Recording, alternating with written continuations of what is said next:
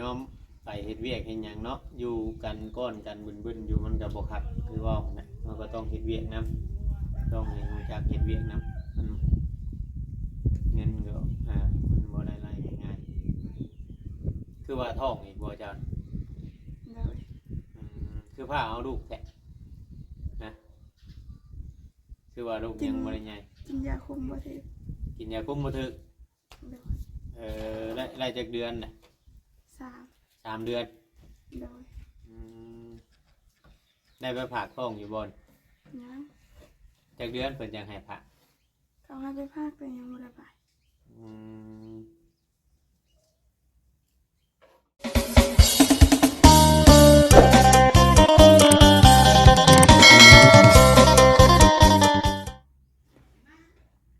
กับทักทายสบายดีพ่อแม่พี่น้องลุงป้าน้าอาเบิดสุขุสุขคนพี่น้องเนาะพี่น้องที่ฮักเพลงและเคารพฮักพี่น้องพ่อใหญ่แม่ใหญ่ FC อยู่ภายในประเทศหรือว่าอยู่ต่างประเทศเนาะพี่น้องที่เข้ามาเบิ่งมาชมคลิปช่อง YouTube ของเรายังใช้ใจกันโดยพี่น้องอีกคือเก่าคือเดิมเช่นเก่าเช่นเดิมพี่น้องพี่น้องทักทายสบายดีพ่อแม่พี่น้อง FC เบิดสุขุสุขคนพี่น้องเข้ามาหาทางน้องนิวก่อนมาได้พอกันแต่โดนนะสบายดีน้องนิวน้องไม้สบายดีโดยน้องเลยพอกันแต่โดนมาอยู่น้ำแม่บ่โดยมาแต่โดนบ่มา2-3 เดือน2-3 เดือนแล้วเอ้าไอ้กี้คือว่าอยู่น้ำพ่อบ่ได้อยู่แต่โดนบ่ได้อยากเมื่อบ่มาบั่นบ่บ่นี่เมามันว่ะเมายังเมาคือเก่าบ่โดยเนาะก็ได้บั่นบ่ได้หลายท่วมได้มาวันนี้เราบ่อยากเมื่อเลยดิโดย2-3 เดือนได้คิดว่ายังอยู่กับเราอยู่นะ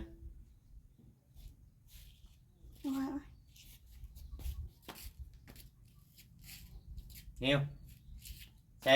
โทรตุนไปเห็นงานอยู่บางเก่าบ่โดยห้างก็ไปเมื่อเสาร์นี้เขาปิดกุจีนก็ห้างก็เริ่มเปิดงานโดย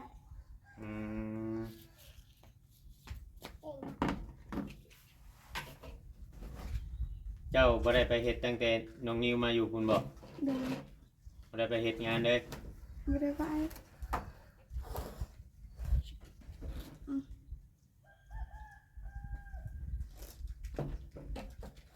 มันใหญ่แล้วมันฮู้จักแล้วมันบ่อยากเมื่อนำบ่ตุ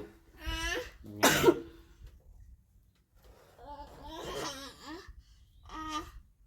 กินได้ไหมกินได้ไหมจื้ออยู่แต่ว่าห่างกันบ่เว้าเนาะจื้ออยู่คันลึกแล้วมันเว้ากับประพรแล้วเว้าลืมย่างไปหาดินเบิดได้นำนี่ติไปเมื่อนำพ่อใหญ่ชุมชายไปเจ้าเมื่อนำพ่อใหญ่ชุมชายนี่ไปเมื่อตีผ้านำเราไปนั่งตีผ้าอยู่บ่เดี๋ยวนี้ตีมีคนมาให้ตีก็ตีนะเนาะ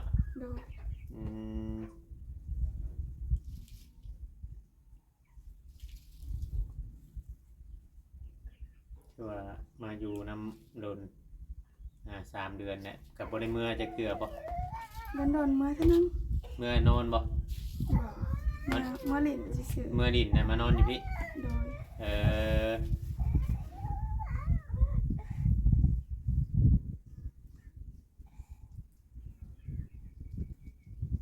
อย่าเปิดเด้อลุงถ่ายคลิปอยู่เด้อมาได้จังเบิ่งนะพี่มานั่งเบิ่งอยู่พี่จ้ะมานั่งเบิ่งอยู่พี่ไปมาสิกดให้แม่ก้นให้มานั่งเบิ่งอยู่พี่เด้อเบิ่งตุนเด้อ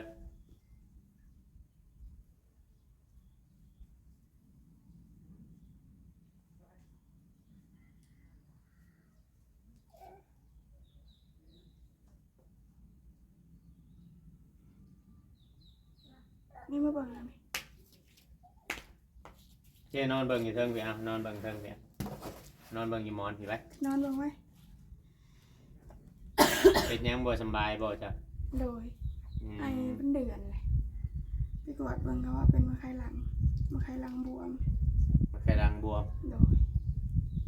กับทงบีไข่เขาว่า โอ้เบาเป็นตายอายุบ่ยืนแท้ มันไข้รังบวมกับตรงบีไข่ โดย อืม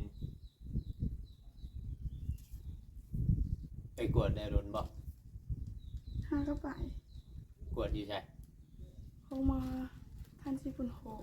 อ๋อ ไปฮักโก ให้โกเบิ่ง โดย จะเป็นหายากินบ่ โดย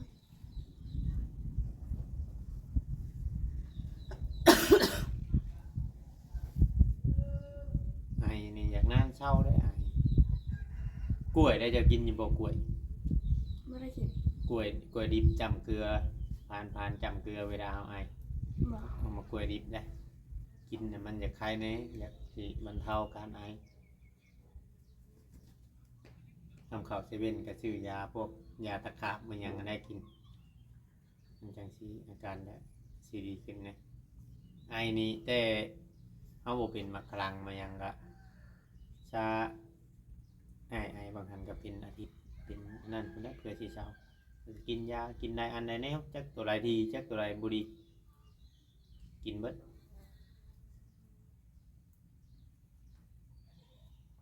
ที่ว่าไปเห็ดเวียกเห็ดงานนำกันกับปัว ไม่ได้ไปขาน้องแมว อืมดาวน่ะเห็ดอยู่เมืองเก่า โดย เมืองเก่าตะกี้เนาะ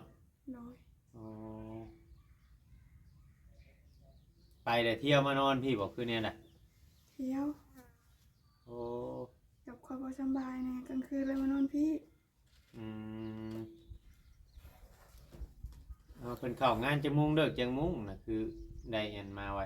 8 โมง เข้างาน8 โมงเช้า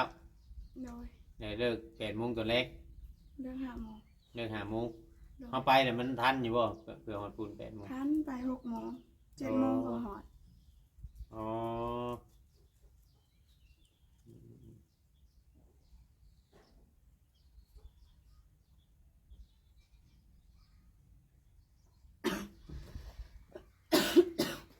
จำกล้าว่าเศร้าว่าหยังแหละสีลงไปเฮ็ดงานนำดาวบอกคือเนี่ยแหละ บ่ได้ลง บ่ได้ลงแล้ว โดย อืมแต่พ่อบ่ได้เมาบ่เดียวนี่ เมา เมาไปเฮือนดีนี่บ่ไป บ่ได้มื้อ2-3 มื้อ บ่ได้มือเฮือนบ่ โดย อ๋อเราเมาแต่เราบ่ได้ออกมาบ่ซุมื้อนี้ บ่ ออกมาพี่นะ บ่ได้ออกมา อืมบัดน้องๆได้ซะน้องๆไปเฮ็ดงานบ่คือยังอยู่บ้านบ่ อยู่บ้าน อยู่บ้านเบิดกูคน โดย บ่ได้พากันไปใช่เนาะ โดย อืม บอกไปก็บ่ไป มีไป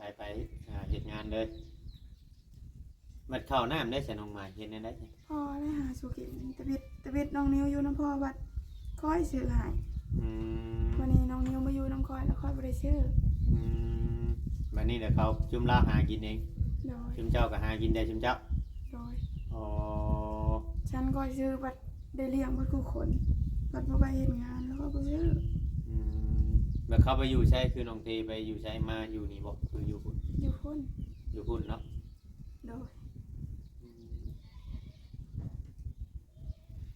แบบว่า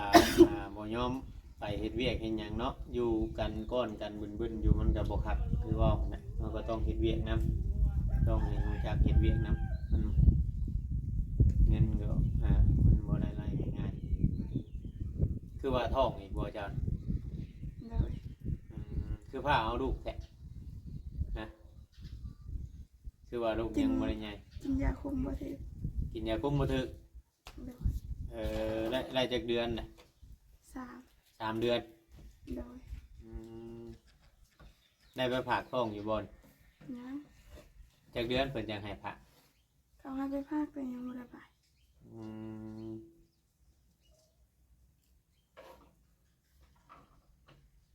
เราต้องผักท้องนำนะนั่นคือดูเขาจะได้แกงให้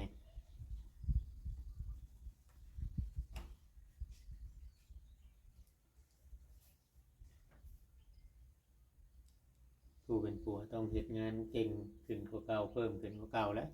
สมมุติว่ามีลูกมีเต้ามีภาระเพิ่มขึ้นอีกแล้วนี่ว่าน้องนิวก็ยังบ่ได้ใหญ่ฮอด2 ปีแล้วบ่ฮอดแล้วบ่ 2 ปีปลาย 2 ปีปลายแล้วเนาะ โอ้ย ยากินนมแล้วบ่เดือน ยาตะโดดเลย ยาช่วงไหนบางคอยเข้าไปตัวนั้นคือว่ายังอยู่ เดือนปลายนี่แหละ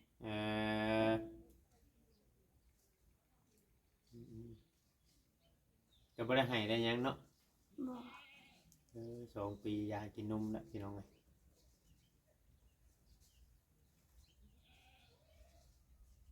ใช่แล้วมันกินข้าวกินหยังนี่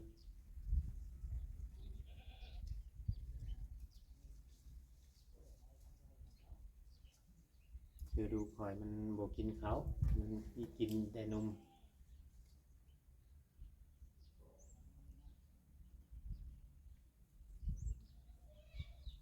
บัดหมอน้อยอันได้ซะเราเมาเรายังบ่ได้ออกมาพี่บ่ เอามาหมอน้อย หมออินหั่นนะ มากินข้าวแล้วก็มื้อ อ๋อจักย่างเมื่อย่างมาแล้วบัด โดย อืมมันก็สิเริ่มใหญ่ขึ้นมามันก็สิเริ่มฮู้แล้วบัดนี้เนาะ โดย เพราะว่าอ่าตะกี้ยังน้อยอยู่เลยตำพอบ่ออกมาส่งหรือว่าให้อ้ายบ่ออกมาส่งนำบ่กล้ากินบัดนี้บัดจำเป็นนะบัดฮู้ว่าเพื่อนเอื้อยอยู่นี่เด้ก็ต้องได้มาหาเอื้อยพอได้กิน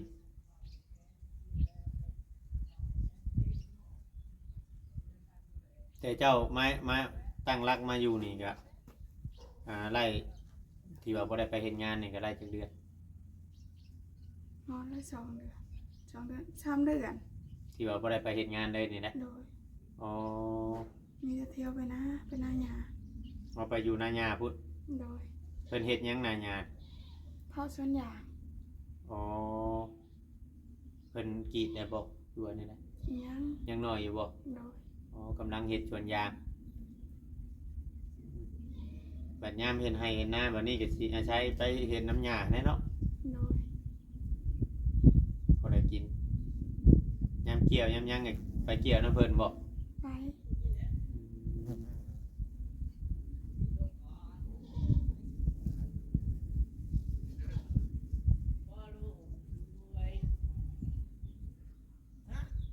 ยังใช้ขนมไปเนาะแต่ว่าน้องนุ่งหรือว่าอยู่นำกันหลายคนบัดบ่ค่อยไปเฮ็ดเวียกเฮ็ดงาน น้องนางกับเพนงานนะพี่อ้ายก็ไปได้มื้อเดียวเพราะว่างานหนัก งานหยังอะเราเห็น ส่งเครื่อง งานชงเครื่อง โดย พี่อ้ายเอาลงไปน้ำมือหนึง โดยได้มาส่งตอนแรก ยังบ่สู้งานอันนี้แต่เนาะ บอกให้อดเอาหมูยังเฮ็ดได้บ่ว่าบ่เฮ็ดฉันว่าไปทางป่าก็เบิกเงินเข้ามาล้านหนึงบัดบ่บายเฮ็ดให้เขาเลยใช้หนี้อีก ไปทางป่าอยู่ใช้อัน อยู่ตะแคก ถึงเบิกเงินหมู่มาอีกสิเป็นสไตล์เดียวกับน้องเทตอนนั้นแหละนี่ โดย เจ้าว่าขายมาขายหน้าอีกพี่จักขายเบิดระบบบัด ยังบ่ได้ขาย ยังอยู่ พ บ่ อก็ไปเอาเงินดอกอีกเลยเมาแล้วไปเอา เขาก็ให้เนาะคนเมากันเนาะ ฮะ เอาแล้ว เนาะคำว่าสิปะหรือว่าคำว่าสิตัดอันนี้กะที่ว่าดังเครื่องที่แบบมันปะกันตัดกันบ่ขาดพอลูกน้องนุ่งนะพี่น้องทางเฮาก็บ่ได้คอยอันเข้ามาถ่ายหรือว่าอัปเดตหยังต่างๆทั้งนี้ก็คือ FC ฮู้กันนั่นแหละบ่ได้คอยเข้ามาบ่ค่อยมีเวลาพี่น้องเนาะมาเยี่ยมน้องจ้อยมื้อนี้นั่นโทรบอกว่าแม่เสียก็เลยเข้ามาเบิ่งเนี่ยเห็นแล้วพี่น้องเห็นแม่เห็นหยังแล้ว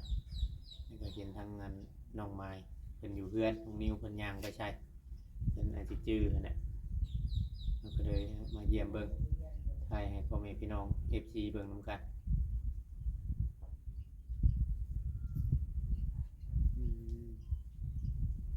ตอนแรกข้อยคิดว่า เจ้าป้าน้องนิวไว้น้ำพอพุ่นขอเดียวเบิ่งอยู่หางบ่เห็นไผน้ำเฮือนจ้ะน้ำเฮือนพอจ้ะ บ่ได้ซื้ออยู่ เราบ่ค่อยอยู่เฮือนเนาะ โดย ขอเดียวก็ตอนแรกคิดว่าสิเข้าไปเยี่ยมอยู่พุ่นบ่ค่อยอยู่เฮือนก็เลยแล่นออกมาพี่ หามาอยู่มื้อนี้แหละคอยว่าไปทางป่า ทางป้าอยู่จ้ะ ทางป่าได้ละจ้ะ พายย่าง เมียสร้างพุทธ นาละบ่นั่น อยู่ดงบ่ เอาไปทางอยู่นาอยู่หลงคุณบ่ โดย อ๋อมื้อเท่าไรเพิ่นจ้าง เป็นรองละล้าน นะ เป็นรองละล้าน ทางเป็นร่อง โดย โอ้ เพิ่นแบบว่าเหกไปบ่ โดย อืมได้จากร่องจากไผบัด น้องเดียว ในร้านหนึง ร้านเดียวไว้2-3 คน ปันกัน โดย เออไปแต่นี่ก็เอาไปนํบ่เนาะนิว เอาไป ปลาไปผมนะติ โดย เออเดี๋ยวมาปันกันได้ผู้เท่าไหร่บัด แล้ว4-5 แสนเนี่ยพอดีเปลี่ยนตีนรถไถ อืม รถไถกับตีนช็อตพอดีเปลี่ยนอันนั้นพอดีเบิด เดี๋ยวไทยแพน รถไถอ่ะ อ๋อ เอามาแก้พื้นมาเลย เพิ่นยาจ้างบ่จังบ่ได้ไปมื้อนี้ โดยแล้วเลย อืมไปทางออกกกใหญ่กกหยังกับทางบ่คือทางแต่กกน้อย กกใหญ่กับบักลง เอายังบัก เอาควร โอ้ทางให้มันเป็นนี่บ่ปลูกยางบ่ โดยเขาเจ้าชิลงยาง อืมอืม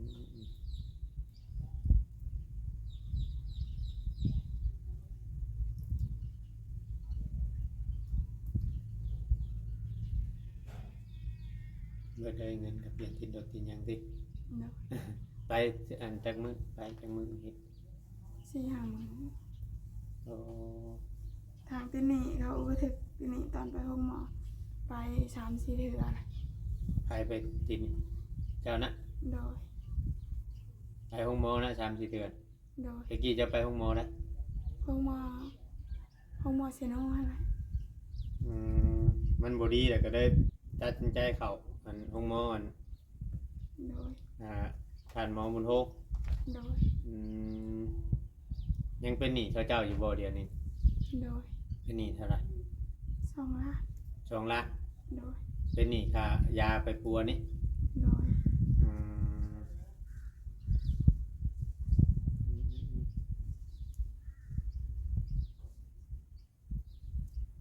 แล้วไปเฮ็ดงานนั่นที่ปัวไปเฮ็ดนี่ได้ใช้เงินบ่ได้เงินบ่ว่าแนวใด ได้อยู่แต่ว่าผักในกาสิไปมือเลย อ๋อค่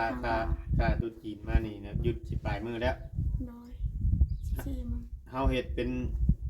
รายวันบ่คือว่าได้หยุดถึง เป็นรายเดือน เฮาหยุดที่เพิ่นบ่ได้ให้บ่ บอก อ๋อแต่เก่ารายเดือนนี่เฮาหยุดนี่คือว่าไล่อยู่ไทยอย่าได้อยู่ลาวนี่อ้ายบ่เคยฮู้บ่เคยเฮ็ดงานอยู่ลาวเฮาหยุดนี่บ่ได้เนาะ โดย อืม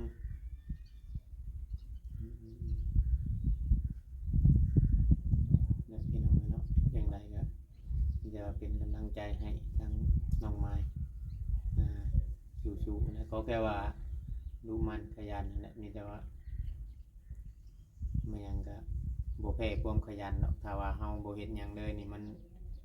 อยู่ละล่านี่มันบ่มีกินนั่นแหละพ่อก็ยังบ่เซาบ่ยาเนาะน้ำเหล้าเนาะ โดย ยังอาศัยกับเหล้าอยู่พี่น้องไงคือว่ายากได้คนออกเหล้านี่แบบนี้แหละทางเงิน ทางเอ่ยหมุดกับพี่น้องไงเนาะ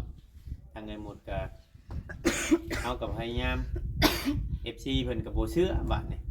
คนเลิกเหล้าว่าสิเว้าว่ายาบาดเดียวนี่เป็นไปบ่ได้เพิ่นว่าเพิ่นบ่เชื่อให้อภัยเพิ่นก็เมื่อยให้อภัยคือตอนแรกก็คือทางเงินพ่อน้องไม้นี่คือกันเนาะเพียงเนาะเฮาก็ให้อภัยแล้วหลายเทื่ออยู่กับเรื่องกินเหล้ากินหยังแต่ว่ามันเป็นแบบนี้แหละครับเฮาก็ถอยในตอนนั้นพี่น้องเอ้ยก็บ่ได้ใส่ใจเรามีแต่ว่าตามทางที่เราเลือกใครจะหลอกไล่หมอน้อยนี่มาอยู่นำพี่ได้ ได้มาอยู่พี่แหละโบนั่นเนาะบ้าน มีแต่ว่าสู้ๆเด้อเดี๋ยวอาจสิกลับก่อนจังได๋ก็มื้อหน้ามื้อในถ้าว่าได้เข้ามาเดี๋ยวอาจสิอัปเดตเบิ่งอีกสบายดีเด้อ สบายดี เราพี่น้องเนาะก็สิประมาณนี้แหละพี่น้องเอ้ยถ่ายให้พ่อแม่พี่น้อง FC ได้เบิ่งได้ชมลุงกลับก่อนเด้อบัดนี้เด้อ สบายดีมันย สบายดีก่อนสบายดีพี่ปิ้นหน้ามาพี่ยกมือ สบายดี ยกมือก่อนเดี๋ยวแล้วหมอนี่มูน เอาพี่น้องเอ้ยก็สิประมาณนี้ในคลิปนี้ก็ประมาณนี้แหละเข้ามาเยี่ยมมายามเนาะพี่เนาะก็บัดนี้ก็เอาแล้วในหมู่บ้านนี่เพราะว่าบ่ได้การบ่มีการสร้างเพิ่มเติมอีหยังขึ้นนะพี่น้องคือทางน้องเพื่อนน้องไม้นี่ก็ได้ซ้ำนี้พี่น้องเอ้ยเนาะทางผู้รับผู้ใหญ่เพิ่นก็จุดด้วยถวยถอยไปแล้วพี่น้องเอ้ยเนาะยังสิมีแต่